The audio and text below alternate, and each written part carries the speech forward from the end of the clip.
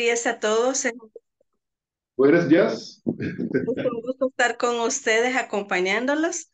Yo soy de El Salvador, química farmacéutica, y estoy con el programa de VIH y pacientes con TB. Y me encantan estas reuniones porque aprendo un poco más. Un gusto. Buenos días, Hélène. Youssoufa Sambo, Oui, professeur, bonjour. bonjour.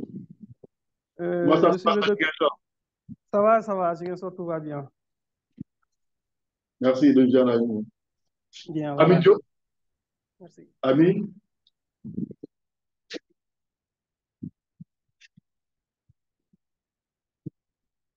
Mor Traoré,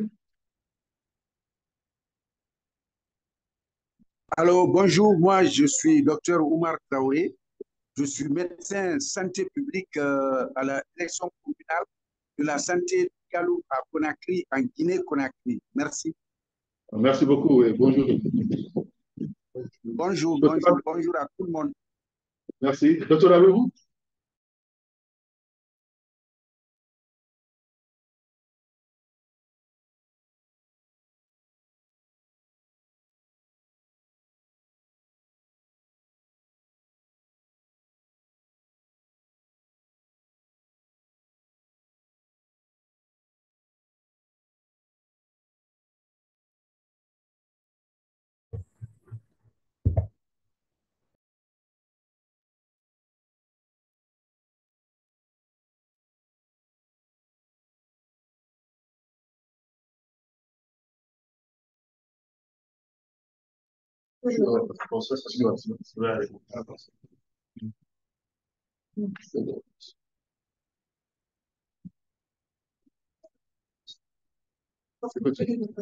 Ok, bon. Désolé hein, pour quelques soucis techniques là, on a du mal à avoir une connexion stable. Je pense que le problème sera bientôt résolu. Yaya, est-ce que vous entendez? Yaya Ngolo,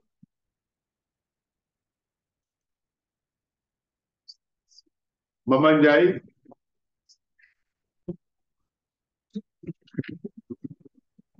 Oui, oui, professeur. Yaya, ah, c'est Dr Ndiaye, d'accord. Oui, bonjour, professeur. C'est Dr Mamoudou Ndiaye, pharmacien de santé publique, conseiller technique, laboratoire et chaîne d'approvisionnement à l'USAID EPIC FHI 360 Sénégal. Merci. Bonjour docteur, comment allez-vous? Ça va bien, merci. Content de vous retrouver hein, sur cette plateforme. Pareillement. Partagez, merci. Ibrahim Diaw, Ibrahim, Oui, bonjour professeur. bonjour. Moi c'est Diaw Ibrahima, technicien biologiste au CTA de Fan. Merci Ibrahim. C'est bon. Là, je vais passer la parole au professeur Ali Diop, coordonnateur de la plateforme LBV ECO. Et on peut donner le grand du jour. Bonjour à tous. Bonjour chers collègues, chers membres de la communauté. Merci de nous rejoindre pour cette troisième session écho sur les bonnes pratiques de laboratoire. Nous sommes très heureux de voir qu'il y a beaucoup de collègues qui se sont connectés du Sénégal, de la Guinée. On a vu le Mali, on a vu Astrid qui est au Canada, et puis notre collègue de Salvatore. Merci à tous.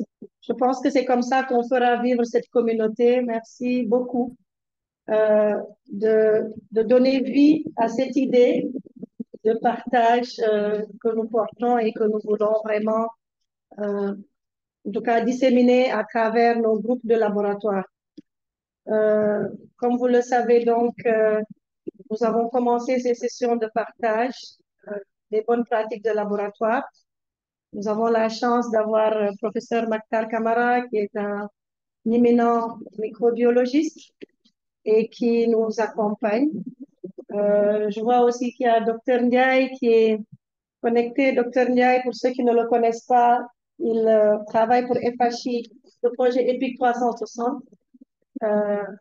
Et c'est vraiment grâce à son appui aussi qu'on a réussi à, en tout cas, à mettre en place cette activité, cette plateforme. Nous avons aussi la chance d'avoir aussi des collègues aujourd'hui, avant qu'on ne passe à la session proprement dite. Seydina, vous pouvez mettre en lumière professeur Salou, il va peut-être dire un mot. Donc, professeur Salou, les collègues qui nous viennent du Togo, dans le sens. Voilà.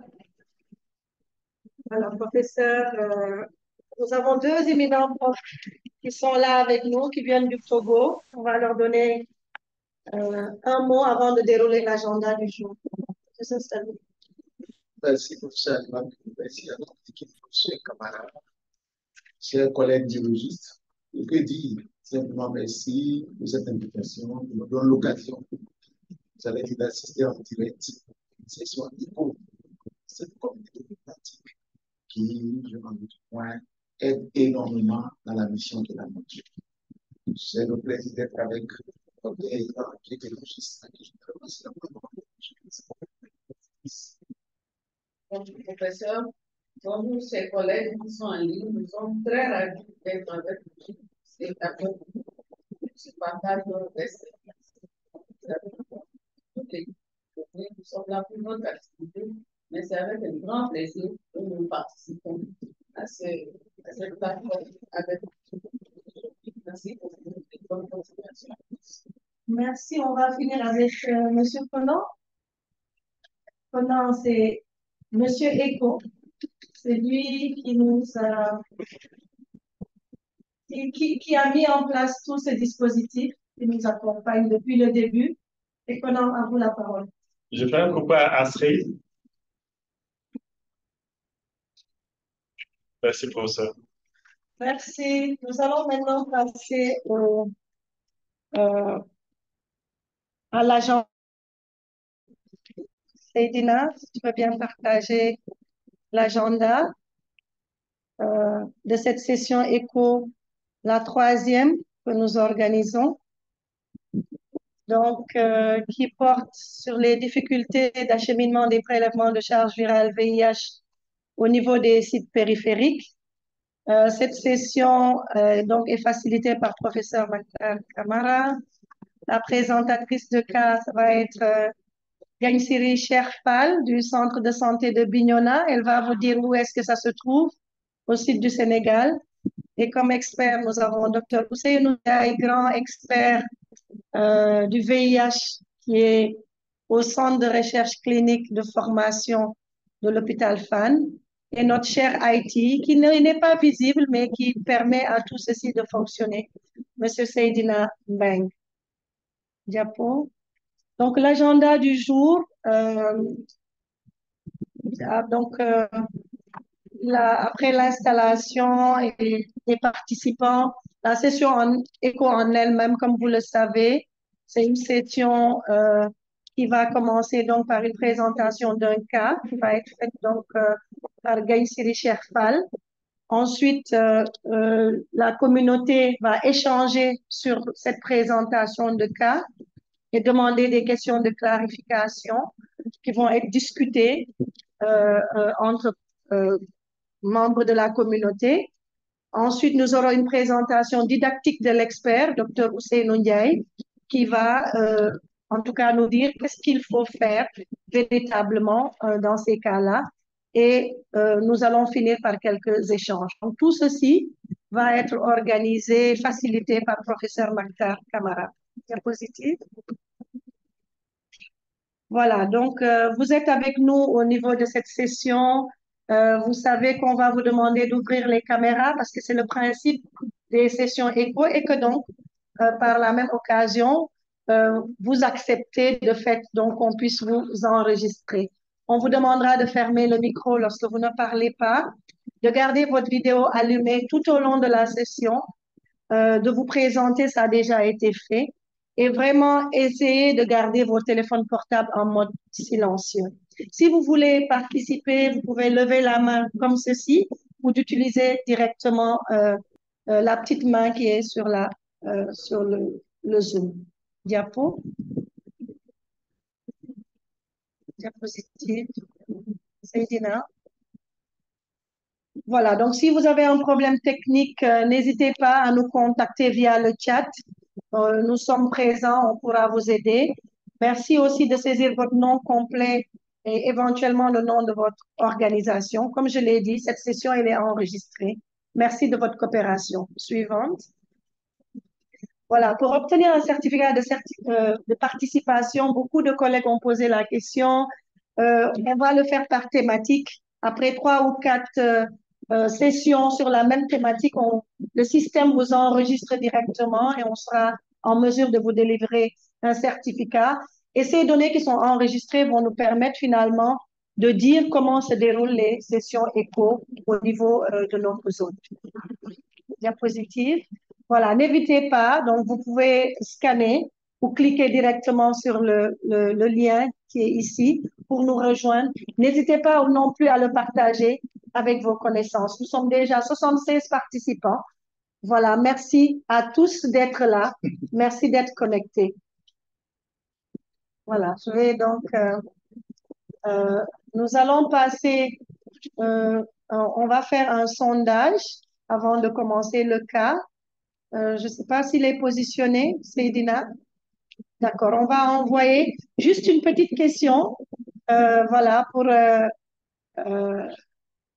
à laquelle on va vous demander de répondre. Est-ce que le sondage est envoyé? C'est bon? Voilà. Donc, le sondage est là. On vous demande juste... Ah non, c'est pas celui-là. C'est pas ce sondage-là. Je ne sais pas si vous l'avez c'est directement dans AECO. Non, c'est pas celui-là non plus. D'accord, on va revenir là-dessus. On va revenir là-dessus. D'accord, c'est pas grave. On va le faire après le temps que professeur Maktar Kamara présente l'expert, on va y revenir. Professeur, je vous rends la parole. Merci beaucoup, professeur Alimoto, pour la présentation de l'ordre du jour. Là, j'ai le plaisir vraiment d'introduire Mme Fall Désiré, également saluer vraiment sa disponibilité pour avoir accepté de proposer le cas du jour. Donc, Mme Désiré, vous avez 10 minutes pour vous présenter. Merci beaucoup, professeur. Et bonjour à tout le monde. Je vous remercie de m'avoir donné l'opportunité de présenter ce cas.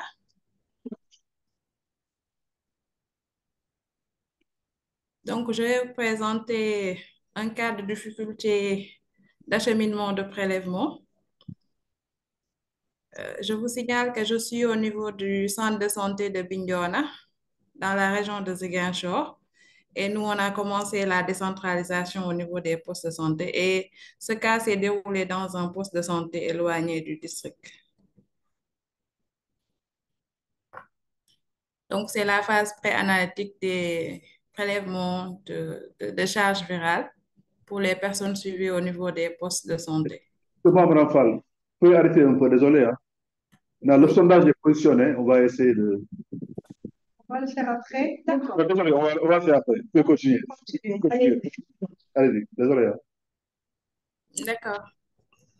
Donc, je suis biologiste au niveau du centre de santé de Bignona. Donc, je m'appelle Gansé Cherfal et le centre est au niveau du district sanitaire de Bignona. C'est la phase pré-analytique qui se déroule actuellement au niveau d'un poste de santé de Djondji.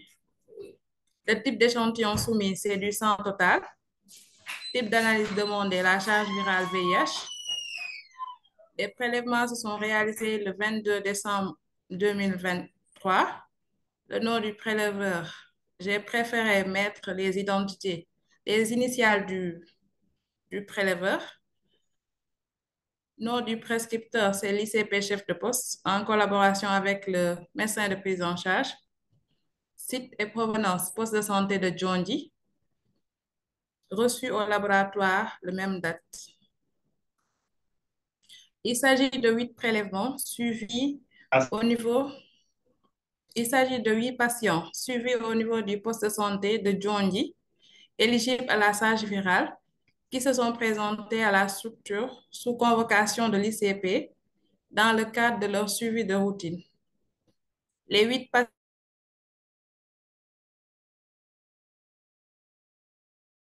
patients se sont présentés. L'ICP a réalisé les prélèvements sur tube EDTA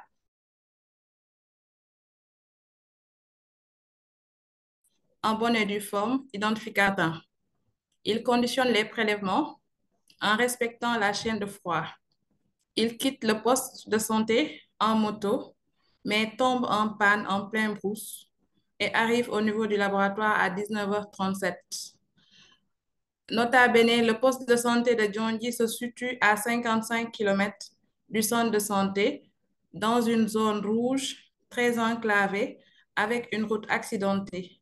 Et le patient le plus éloigné du poste se trouve à 12 km. Le responsable du labo a immédiatement informé l'ICP que les prélèvements ne sont plus utilisables pour la charge virale et il faut reprendre l'opération. L'équipe de prise en charge VIH du site a également été informée par le responsable du labo. L'ICP a informé les patients de la situation et leur donne un autre rendez-vous à une prochaine date de prélèvement. Maintenant, par rapport aux difficultés, il y a le retard dans la réception à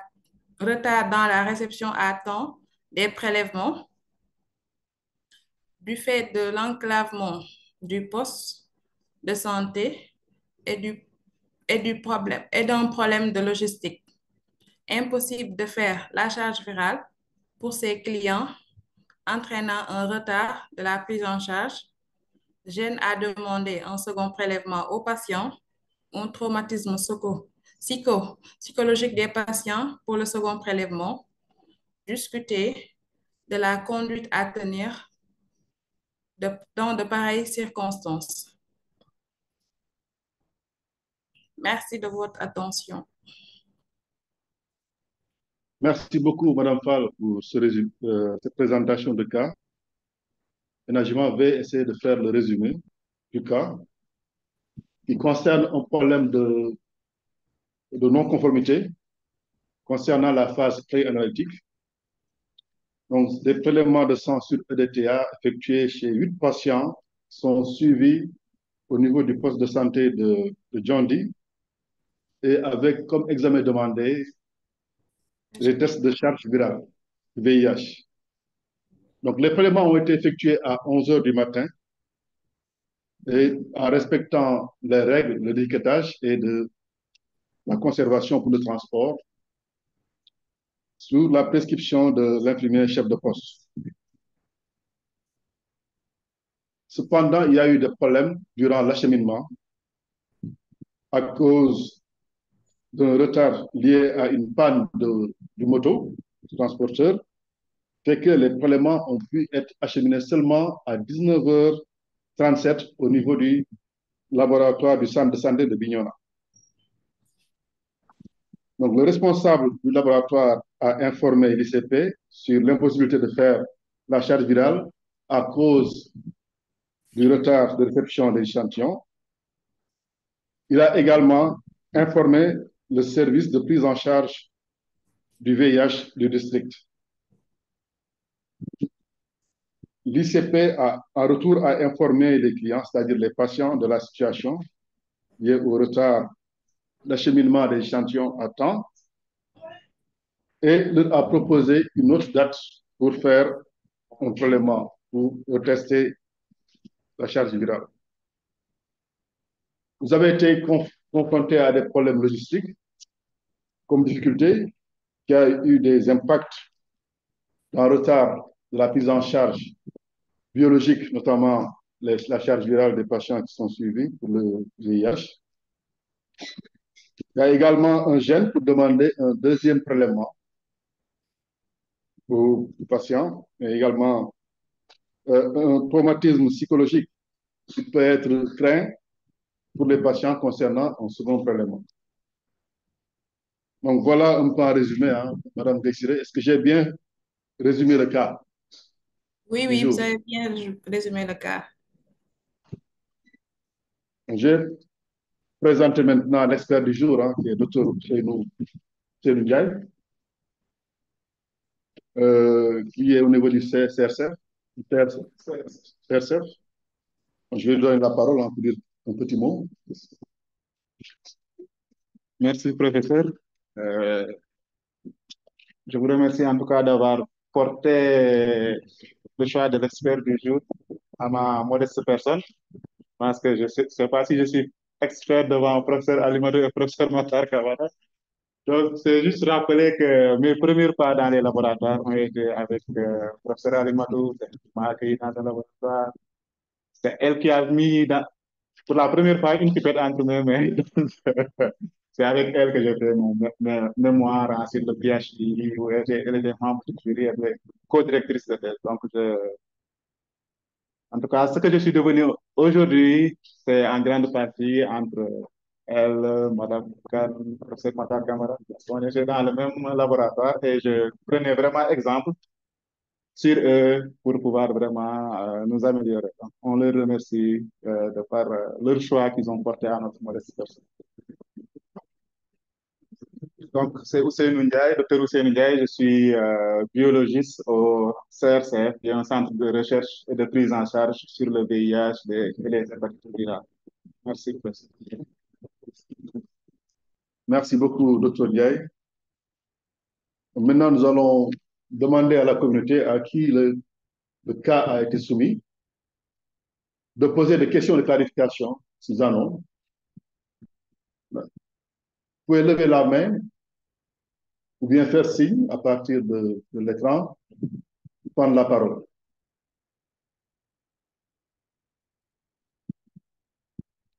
Est-ce que vous avez des questions de clarification concernant le cas du jour?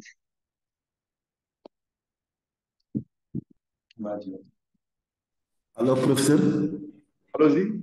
Alors, professeur? Oui, on vous écoute, hein, on vous entend. C'est Souleymane Niang, compagnie sénégalaise de Richard Toll. Je voulais revenir par rapport à... Votre caméra, s'il vous plaît. Hein? Votre caméra, vous pouvez l'activer. C'est bon? Voilà, je pense que... Moi, c'est pas grave, vous pouvez continuer. Je pense qu'il y a un problème de positionnement du caméra par rapport à vous. À vous. Donc, merci à tout le monde. Je passe à mon professeur Alimatou qui m'avait formé pour la certification des transports des produits infectieux à RSF. Donc, par rapport à cette non-conformité, je pense qu'il faut qu'on nous dise la chaîne de froid, parce que je pense que seulement les délais, le temps, peut-être si, est-ce qu'on a respecté la chaîne de froid? Est-ce avec cette panne de moto, c'est arrivé que la chaîne de froid a été détériorée? Parce que peut-être si on avait pris les précautions de respecter les chaînes de froid, parce que avoir 8 patients, les prélever et arriver à cette situation, c'est un peu dommage. Surtout dans le contexte rural où quand quelqu'un dit qu'on reprend les analyses, ça devient peur. Je pense que dans la préparation, on devrait s'assurer qu'avoir en tout cas la possibilité de maintenir la chaîne de froid le plus longtemps possible pour parer à cette situation. Maintenant, est-ce le fait que seulement qu'il y a une panne, c'est ça qui a créé qu'on ne peut pas recevoir l'échantillon ou non? Merci. Merci beaucoup, Souleymane. D'autres questions de clarification? Omar Diop, Omar, vous avez la parole. Merci, cher maître, professeur camarade, professeur Alimatou et nos maîtres de Togo et à l'expert, notre aîné, docteur Ousseynou Ndiaye. J'avais 2 questions de clarification. La première, est-ce que l'ICP a été formé sur le transport des échantillons? ou à des degrés moins, est-ce qu'il a été sensibilisé sur un peu les échantillons qui sont un peu précieuses et le délai d'acheminement de ces échantillons? Ma deuxième question, est-ce que l'ICP a appelé à l'aide au niveau du centre de santé ou au niveau du district? Parce qu'au niveau des centres de santé, il y a des équipes de prise en charge, il y a le superviseur de la surveillance, il y a le point focal VIH, il y a le laboratoire pour venir recueillir les prélèvements au niveau de la brousse, là où il y a la panne. Merci beaucoup. Merci beaucoup, Dr. Diop, pour ces questions importantes. Voilà. Hervé Kafando, Dr. Hervé. Oui, merci. Et ma préoccupation, elle est déjà prise en compte par le premier intervenant, c'était la scène de froid. Mais il y a également une question que j'aimerais savoir. Quels sont les deadlines que le laboratoire s'est fixé en termes de transport, si jamais il n'y a pas eu de scène de froid, en termes de transport, pour que les échantillons soient recevables? Parce que quand j'ai effectué rapidement le calcul, je vois que c'est arrivé à 19 h. Donc, c'est un décalage de 8 heures. Et parce que c'est prélevé à 9 h. Voilà. Quels sont les deadlines que le laboratoire s'est fixé comme norme pour dire que c'est une non-conformité, si c'est transféré à température ambiante? Merci. Merci beaucoup, Hervé. Wapa. Oui, bonjour, professeur Camara. Bonjour, professeur Alimatou. Bonjour. Je suis biologiste médical. Je suis au compte de ex-Guinée qui accompagne les forces armées guinéennes dans la prise en charge du VIH. Alors, ma question est de savoir, est-ce que vraiment il y avait le réseau? C'est-à-dire, est-ce que celui-là qui transportait les échantillons, là où il est tombé en panne, est-ce qu'il pouvait utiliser son téléphone pour appeler le centre de santé et dire qu'il est en panne? Ça, c'est un. De deux, je ne suis pas tellement convaincu de la chaîne de froid, comme disait le premier intervenant, puisque même si c'est des tubes EDTA, si c'est bien conservé, ça peut tenir quand même jusqu'à 19 h. Parce que vous savez, en hématologie, on utilise ces tubes EDTA. Parfois, si c'est au laboratoire, si c'est bien conservé, même le lendemain, on peut faire un hémogramme. C'est un exemple que je donne. Ça donne des meilleurs résultats. Je vous remercie, professeur. Merci bien. Merci beaucoup, Wapa. D'autres intervenants?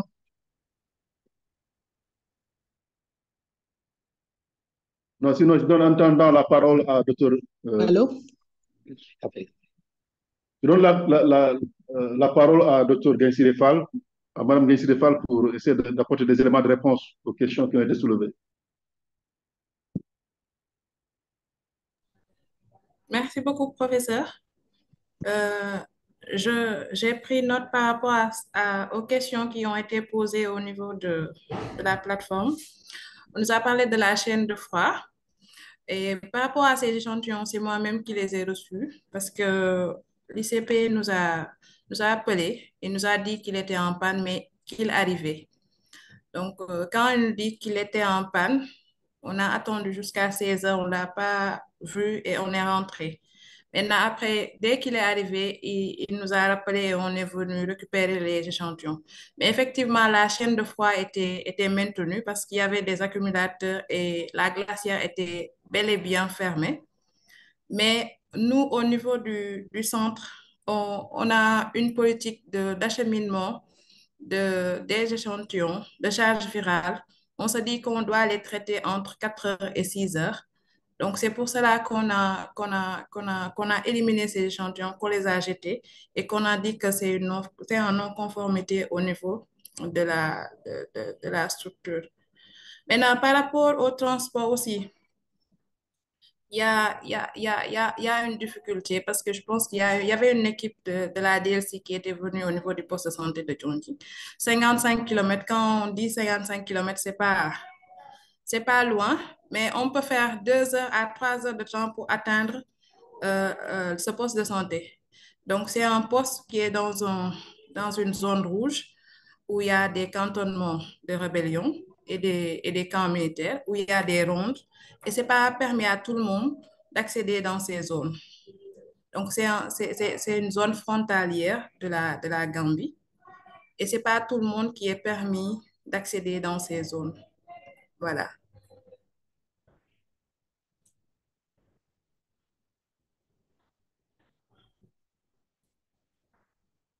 Je ne vous entends pas, professeur.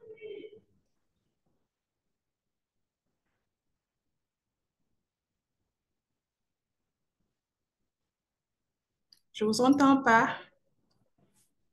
Je n'ai pas de retour.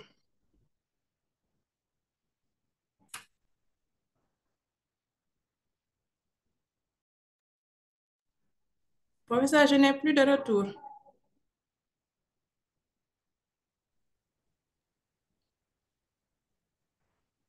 Bon, moi, je vous attends, hein. Je ne sais pas pour les autres, c'est comment.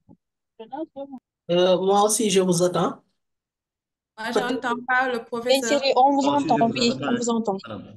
Mais je vous Peut-être entends. un problème technique. Voilà, j'entendais plus le professeur parce que j'ai vu l'image qu'il parlait, mais je l'entendais plus.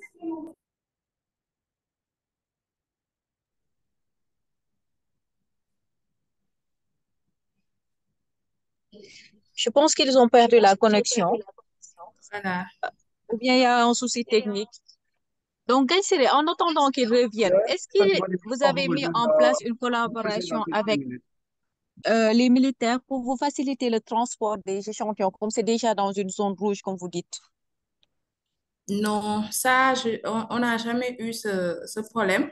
Parce que l'ICP, lui, il peut aller et revenir. Maintenant, peut-être demander de l'aide par rapport aux militaires, ça, on n'a pas pensé à ça.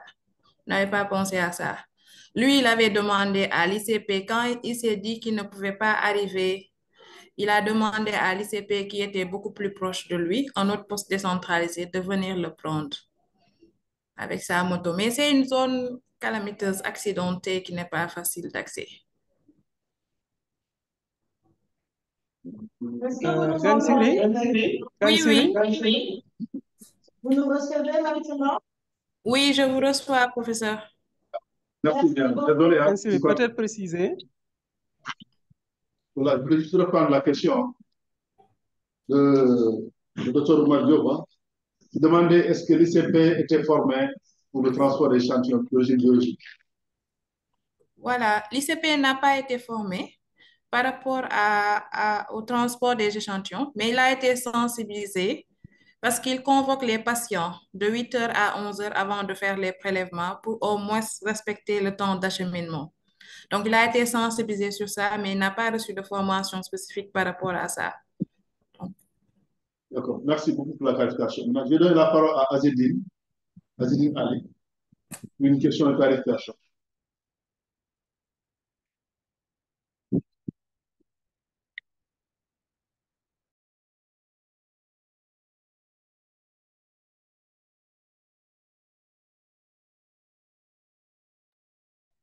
Allô, bonsoir.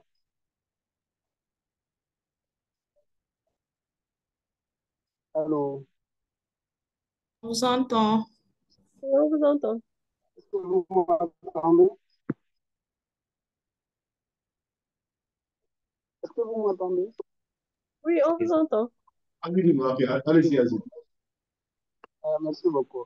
Je me demande, professeur, pourquoi, étant donné que toutes les conditions sont réunies pour aller pour l'acheminement des échantillons, alors que arrivé à un bout, alors que la charge n'est pas venue plus durable. Azedine, on vous entend très mal. Essayez d'écrire dans le chat. Sinon, arrêtez la vidéo. Et vous avez des problèmes de connexion. Je vous écris ça en message, si vous m'entendez mal. La question. On va essayer. Continuez. Ok, je vous écris ça.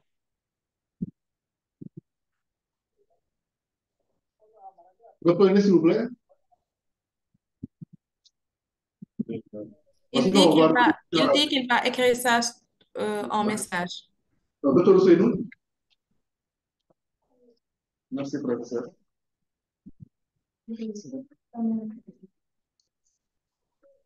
Ok. Merci Kansiri pour l'exposé que vous nous avez fait sur le cas des échantillons qui sont arrivés au-delà des heures de réception en fait, qui sont recommandées par le programme. Donc, moi, ma préoccupation, je pense que c'était déjà pris en compte par rapport à la rupture de la chaîne froide. Parce que, bon, je ne sais pas, les accumulateurs qu'on met à 11 heures, après à 19 heures, je ne sais pas si les échantillons sont arrivés en tout cas, selon les normes. Parce que John dit, on sait que c'est très enclavé, accidenté, et la température, généralement, ça dépasse largement les 35 degrés. Donc, en tout cas, je voulais juste m'assurer que, effectivement, les prélèvements étaient arrivés dans de bonnes conditions, en respectant les conditions de transport requis. Également, les prélèvements sont arrivés à 19h15. Je sais qu'il y a en tout cas, les laboratoires, on les demande de mettre en place des manières de prélèvement qui décrivent les heures, en tout cas, d'ouverture et de fermeture. Est-ce qu'il y avait un problème lié à la réception? Est-ce que vous n'avez pas techniqué parce que c'est arrivé à 19h? Ou bien vous avez vous avez jugé nécessaire de laisser en tout cas jusqu'au lendemain en se disant que les prélèvements n'étaient pas conformes? En tout cas, nous, on a un pincement au cœur quand on apprend qu'il y a des prélèvements, des patients qui ont été prélevés, des patients qui sont dans les postes de santé qui habitent loin. On fait les prélèvements avec tout le mal qu'ils ont pour arriver au niveau des postes de santé, ils sont prélevés, on assure le transport avec toutes les difficultés qu'il y a et que ça arrive au laboratoire, on nous dit qu'on n'est pas en mesure de réaliser les prélèvements. Est-ce que vous avez essayé d'entrer en contact avec l'ICP pour voir par rapport aux résultats antérieurs des patients? Parce que pour moi, vous aurez dû techniquer.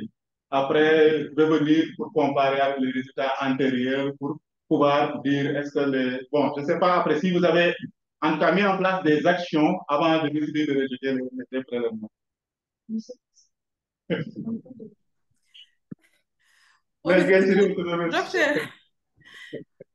Mais docteur, moi, je suis avec une autre technicienne. Elle respecte, c'est elle qui est responsable de la machine GeneXpert charge virale.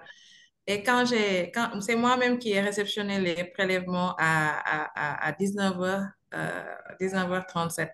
Maintenant, j'ai pris le soin d'aller côté, de faire les choses quoi, et de garder en attendant qu'elle revienne demain matin pour qu'on en discute. Mais bon, elle m'a dit que ça a dépassé les 6 heures. Si on va gâcher des cartouches, on va essayer de reprendre les prélèvements. Donc, c'est ce qu'on a fait. J'avais centrifugé, alicoté et congelé jusqu'au lendemain. Mais bon, finalement, on a décidé de jeter. Et l'ICP, quand il est arrivé au niveau du labo, je lui ai expliqué que ces prélèvements ne sont pas bons. Et lui aussi, il me disait qu'il se doutait de ça parce qu'il a été sensibilisé sur la façon dont tu dois acheminer les prélèvements et dans les délais. Maintenant, c'est la décision qu'on a prise au labo. On ne sait pas si c'est la bonne décision ou pas, donc c'est pourquoi on demande de savoir. Parce que ce n'est pas les premiers prélèvements qu'on a fait dans ces zones. La cohorte décentralisée de Djondji est de 29 patients. Donc, on a eu à faire 16. Après, on a eu à faire 8. Donc, les 8 là, c'était moins chanceux que les 16 premiers. Donc. Merci beaucoup, mon enfant, pour la clarification, parce que c'est très clair maintenant. Voilà, maintenant, nous allons revenir vers la communauté pour leur demander qu'est-ce que vous en pensez, quelles sont les recommandations que vous proposez. Vraiment essayer de trouver une solution à ce problème qui est récurrent au niveau de cette zone. La communauté, vous avez la parole. Il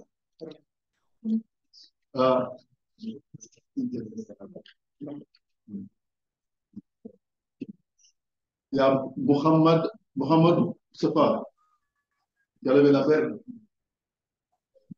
Oui, c'est Mohamed Moustapha Sissoko. Bonjour. Bonjour, Mohamed. Qu'est-ce que vous proposez? Oui, c'est Mohamed Moustapha Sissoko. Oui, je suis Mohamed Moustapha Sissoko, technicien supérieur au niveau du centre hospitalier régional de Thiès avec Dr Diop.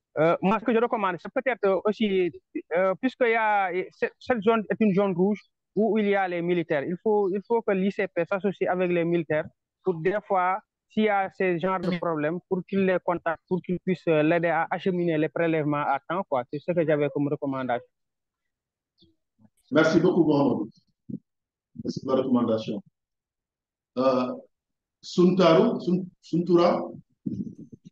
c'est Suntura, hein? Oui. Allez-y. Bonsoir à tous. Moi, c'est Dr Tinemba Suntura et je remercie aussi la présentatrice pour ce brillant cas.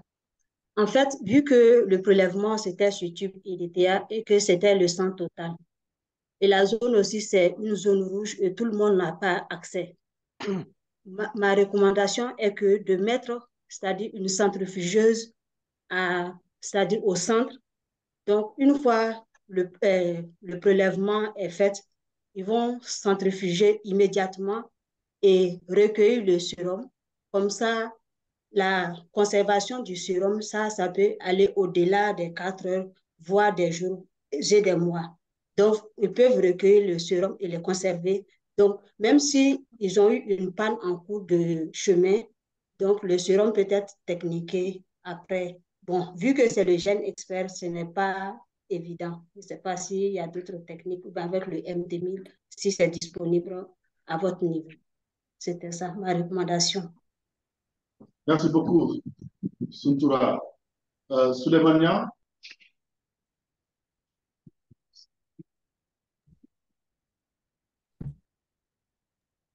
Allô?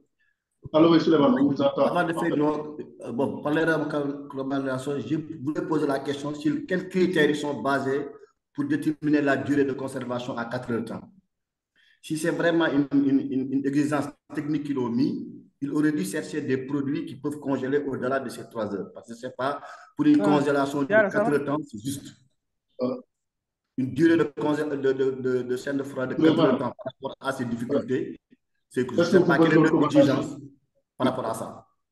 Maintenant, la recommandation peut être chercher des accumulateurs, former d'abord les infirmiers. La prochaine fois, il faut former toutes les personnes qui interviennent dans ce système. Identifier les responsabilités, les tâches avant de mettre ce système en place. Surtout former et bénir le système avant de mettre ce ça. C'est ça la recommandation. Merci beaucoup, Souleymane. Merci pour les recommandations. Docteur Abdoubari. Ok, merci beaucoup, cher maître. On remercie beaucoup notre collègue pour ce partage d'expérience également. Bon, j'avais juste 2 recommandations. Le premier, je pense que mon prédécesseur en a déjà parlé, c'était de former les prestataires sur les techniques de prélèvement et également l'acheminement des prélèvements. Mais la deuxième recommandation, c'est d'être conforme aux normes et protocoles.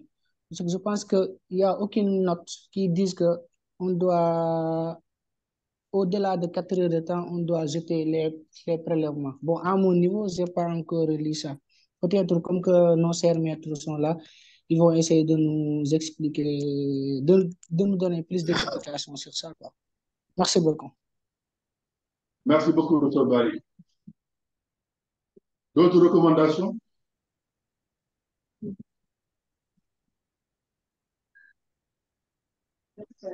Bon, on va donner alors l'expert. Il y a Omar Diop. Monsieur Omar Diop. Bonjour, professeur. Assurer une très bonne coordination pour que s'il y a problème, quelqu'un puisse venir en aide. Peut-être l'ambulance du district ou bien le moteur du district pourrait venir récupérer les analyses, ces analyses qui sont si précieuses. Merci. Merci beaucoup. Moustapha Babou. Non, Moustapha, c'est la dernière intervenant, parce que le temps qui est imparti est presque à terme. Moustapha Babou. Sinon, Yacouba sera debout et puis on... Ok, bonjour tout le monde, j'espère que vous m'entendez. On vous entend, Yacouba. Ok, merci professeur. Comme recommandation, c'est bon, en plus mettre une sensibilité sur place, je voulais peut-être recommander si, avec ces sites, on pouvait envisager d'utiliser les DBS. S'il y a des sites, des laboratoires qui arrivent à réaliser la charge virale avec les DBS où la conservation n'est pas trop exigeante, on peut utiliser les DBS et puis rediriger ces sites vers ces laboratoires et qui va vraiment éviter les problèmes de conservation des échantillons. Parce que là, on a la durée est plus longue pour la conservation. Et puis même s'il y a problème au niveau du transport, il n'y aura pas de souci pour la réalisation de la charge virale. Sinon, que je suis docteur qui avait signalé qu'il c'était mieux de réaliser la charge virale et de comparer avec les antérieurs et voir ce qui... Est-ce que vous pouvez vous présenter? C'est Saoudou Yakouba, je suis biologiste médical au niveau du centre hospitalier universitaire Sourou Sanou de Bobo Dioulasso. Merci beaucoup. Docteur Moustapha Babou, et après ce sera Abdou Khadri, et puis on va s'en arrêter là. Merci beaucoup, professeur. Et je tenais vraiment à vous féliciter pour cette belle initiative et féliciter la présentatrice pour sa belle présentation. Bon, comme le temps qui nous est imparti est court, je vais essayer d'aller vite. Bon, la recommandation, c'est si je fais une recommandation qui va plutôt à l'endroit des décideurs, en fait. Parce que dans ces zones reculées-là, il y a des dispositifs maintenant qui sont disponibles au niveau de certains fournisseurs et qui permettent de conserver l'échantillon sur une très longue période comparé au pack qu'on utilise souvent pour le transport d'échantillons. Je pense que les autorités devraient vraiment penser à doter ces structures qui sont reculées avec ces outils-là qui permettent de conserver l'échantillon sur une très longue distance en attendant leur acheminement vers les structures de traitement. Ça permettrait vraiment de pallier à ces impairs-là. Merci. Merci beaucoup. Abdou Khadri, abandonnez la parole à l'expert. Merci pour la présentation. Moi, je suis Zango Abdul Kadr. Je suis technologie biomédicale au Centre hospitalier universitaire de Tenganugo, à Ouagadougou. Moi, j'avais une préoccupation, c'était par rapport à l'effet de la durée sur la charge virale. C'est l'exemple qu'on a pris, c'est dans le cas du transport où il y a eu un retard. Mais il arrive qu'on fait le prélèvement au laboratoire et qu'on l'abandonne sur la paillasse, on oublie de peut-être centrifuger pour garder le plasma. Donc, quel peut être l'effet du temps sur la qualité de la charge virale réalisée? Merci. Merci beaucoup. Je pense que l'expert va revenir sur cela et faire la synthèse. Docteur Ousseinou, vous avez la parole. Merci beaucoup, professeur. Donc, je vais faire une petite synthèse du cas que Gagne-Siri a représenté. Donc, je pense que c'est 8 patients qui ont été prélevés, transportés. En fait, je connais bien le cas des postes de santé de John Dee. En fait, les gens ont proposé de faire la centrifugation et transporter le plasma. Je sais qu'au niveau de ce poste de santé-là, il n'y a pas de centrifugation, il n'y a pas de laboratoire. Donc, ils ne sont pas en mesure de faire un pré-traitement avant la charge virale. Donc, eux, les options qu'ils ont entre leurs mains, c'est soit de prélever et de transporter dans les 6 heures, ou bien de faire un prélèvement sur le PDS. Je pense que ça mérite d'être exploré si vraiment les conditions ne le permettent pas, pour qu'on puisse réaliser les prélèvements sur tube PTA acheminé, prendre l'option des DBS. Donc, sur les premières recommandations étaient qu'on puisse réaliser la charge virale dans les 6 heures qui suivent le prélèvement. Je pense que c'est des recommandations internationales, parce que des études avaient montré en tout cas qu'au-delà des 6 heures, il y avait que les virus se fixaient au niveau des globules rouges, ce qui entraînait une perte au niveau du matériel génétique. Mais en tout cas, la dernière recommandation que je peux formuler, c'est que du moment où elle avait déjà vraiment fait la centrifugation et la séparation, il fallait techniquer et voir par rapport aux résultats antérieurs que les patients avaient, est-ce qu'on pouvait se fier aux résultats ou bien demander un prélèvement.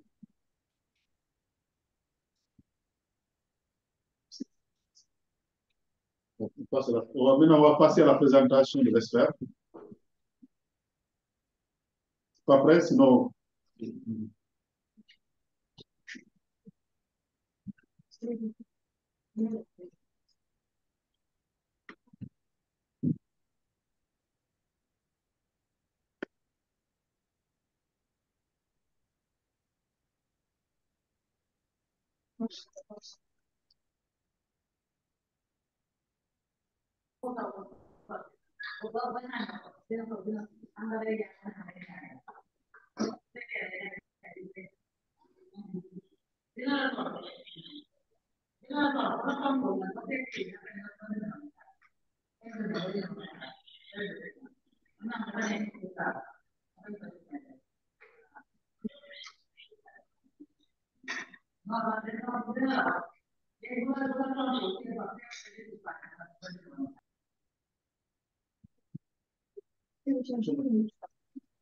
Nous avez 10 minutes, je pense que profiter de votre présentation pour vous proposer la synthèse des recommandations à la fin. Merci, professeur. Donc, j'ai voulu faire vraiment une petite revue de la littérature au niveau national et international pour donner certaines recommandations en tout cas, par rapport au cas qu'on vient de présenter. C'est positif. Donc, juste pour placer le cas dans son contexte, on parle de VIH et je ne vous apprends rien en vous disant que c'est un problème de santé publique, il y a environ 39 millions de personnes qui sont infectées par le VIH depuis le début de l'épidémie et environ 630 personnes sont déjà décédées du fait de cette épidémie.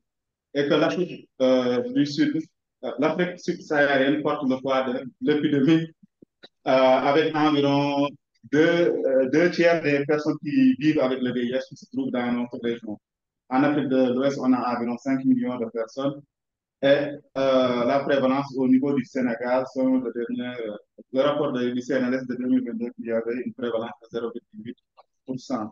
Beaucoup de stratégies, en tout cas, ont été développées par les organisations internationales, notamment la dernière stratégie mondiale de l'ONU-SIDA qui consiste à éliminer l'élimination du VIH d'ici 2030 avec les 3,95, c'est-à-dire que 95% des personnes vivant avec le VIH connaissent le statut.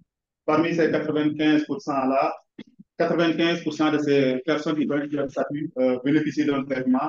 Et parmi les patients sous traitement, que 95% suppriment la charge virale. Donc, je pense qu'au niveau du laboratoire, ce qui nous intéresse le plus, c'est le troisième 95 qui parle de la charge virale. Donc, une petite définition de la charge virale, on peut le définir comme la quantité de virus qu'on peut trouver chez un individu. Donc, là, le virus peut être au niveau sanguin ou au niveau lymphoïde. Donc, on va parler de charge virale plasmatique quand on va mesurer le taux de particules virales dans le plasma et on va parler de charge provirale quand il s'agit de taux de virus intégrés dans les cellules. Diapositive. Donc, je voulais également partager avec vous ces rapports de l'OMS donc, qui comparent un peu la charge virale avec la transmission de la maladie pour expliquer un peu la pertinence de la réalisation de la charge virale. Au niveau, sur le la première colonne, nous avons les personnes qui sont sous traitement avec des charges virales supprimées indétectables, je veux dire en vert. Il y a également les patients qui ont supprimé la charge virale et les autres qui n'ont pas supprimé la charge virale. L'information importante ici, c'est que pour les patients qui ont tous une charge virale indétectable, les études ont montré que ces patients-là ne transmettent pas l'infection à VIH. Et pour les patients qui ont supprimé la charge virale, c'est-à-dire qui ont des charges virales inférieures à 1000 copies, que quasiment ces patients ne suppriment pas la charge virale. D'où la nécessité de rendre, ne transmet pas la charge virale, l'infection à VIH, je veux dire. D'où la nécessité de vraiment rendre disponible, en tout cas pour les patients qui sont suivis dans nos corps, de pouvoir bénéficier de cette charge virale pour avoir un suivi optimal des patients en vue de l'élimination de cette infection à VIH. Diapositive. Donc là, on a des notions qui arrivent, en tout cas, avec les recommandations de l'OMS.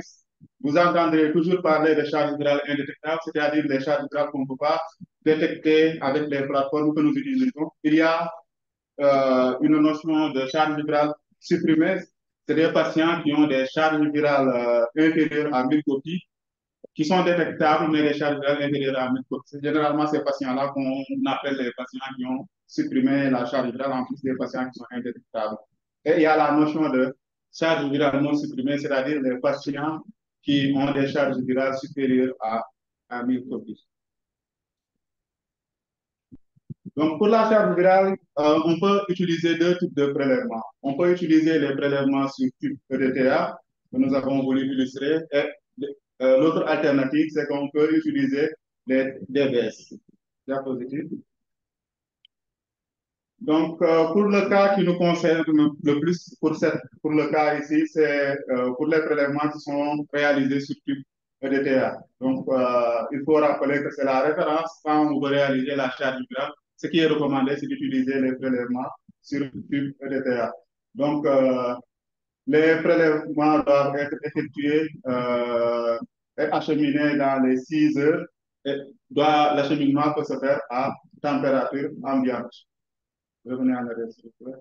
Donc, que le plasma séparé peut être stocké dans une température ambiante pendant 24 heures et entre 2 et 8 degrés, on peut garder pendant 5 jours. Et si on veut garder plus longtemps, on peut le mettre entre moins 20 et moins 80 degrés. Diapositive. Donc, l'autre alternative qu'on a, c'est les DBS, donc, qui ne sont pas considérés à risque biologique. C'est-à-dire qu'on n'est pas obligé de les transporter avec triple emballage.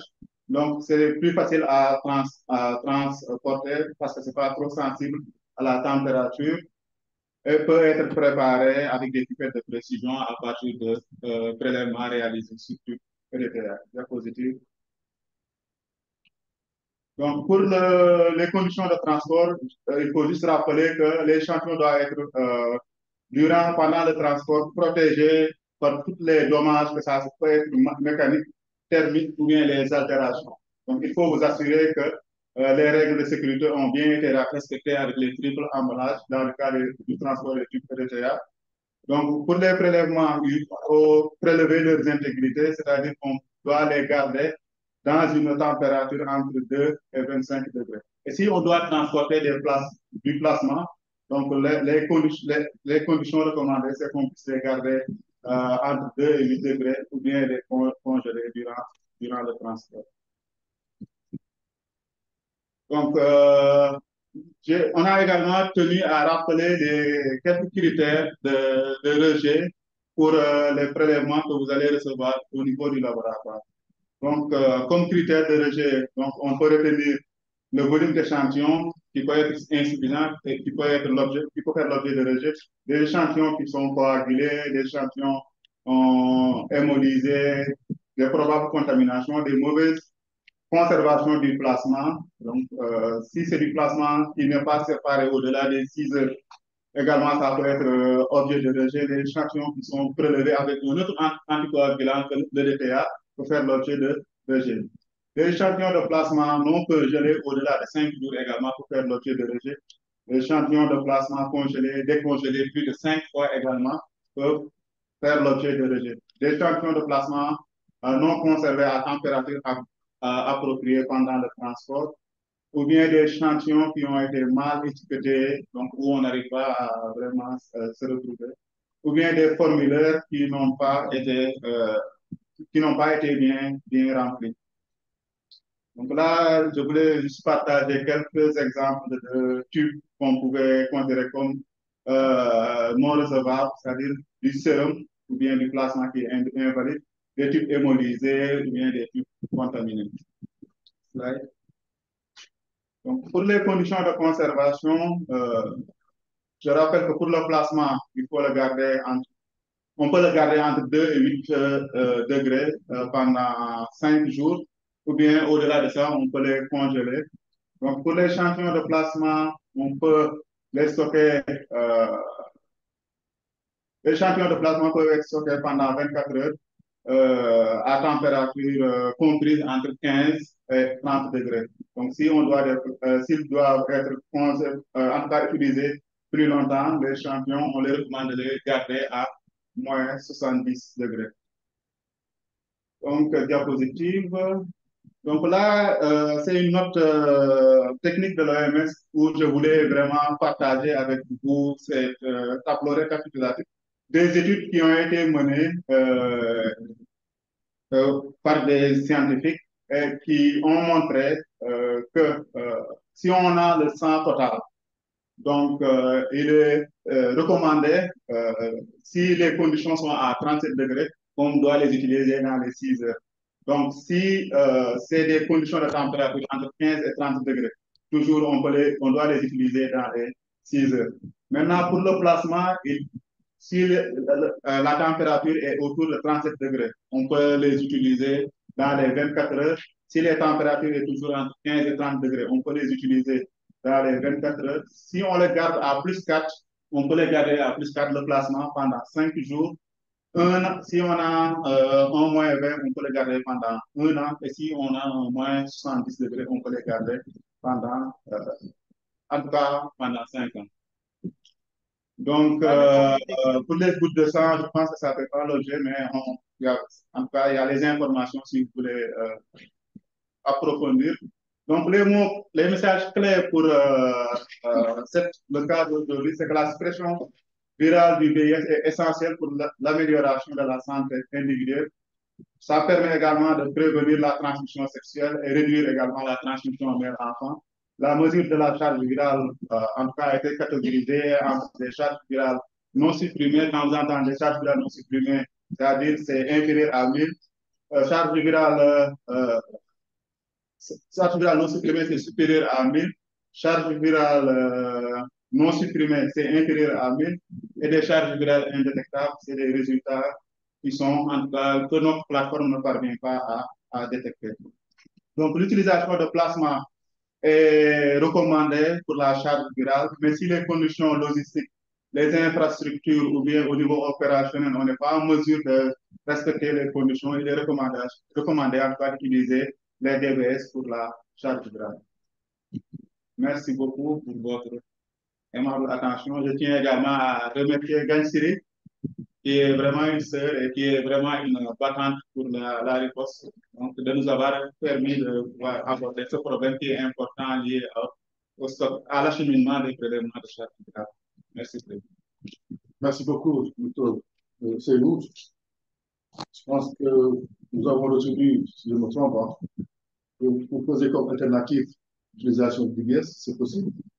Il faut également que le personnel soit formé, les prestataires, sur le traitement des échantillons, leur transport, en respectant la réglementation. Il faudrait également qu'il y ait une collaboration étroite entre l'ICP et les militaires, étant donné que nous sommes dans les zones rouges, qui permettent parfois d'acheminer plus rapidement les échantillons en cas de problème. Et également assurer une très bonne coordination entre l'ICP et le reste du staff. Voilà. Je pense que c'est ça qu'on peut tenir comme également essayer de tester les échantillons et de les comparer avec les résultats des charges virales antérieures pour voir ce que c'est dans les intervalles acceptables. Donc voilà, et encore une fois, féliciter Mme Fall Gaissiré pour nous avoir proposé ce cas qui est un cas intéressant, qui peut arriver à tous les laboratoires, parce que vu les conditions concernant le contexte de conflit de la zone, je pense que c'est un cas d'école qu'on pourrait appliquer à beaucoup de sites. Je veux remercier encore une fois Gaissiré, tout en espérant que la question a été bien traitée et que les recommandations ont été proposées permettant de pouvoir trouver des solutions aux problèmes qui sont posés.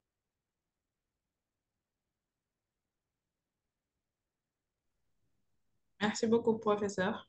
On a pris note et les recommandations seront partagées par l'équipe de prise en charge. et l'ICP chef de poste et aux différents ICP qui sont au niveau des postes décentralisés, Inch'Allah. Merci beaucoup.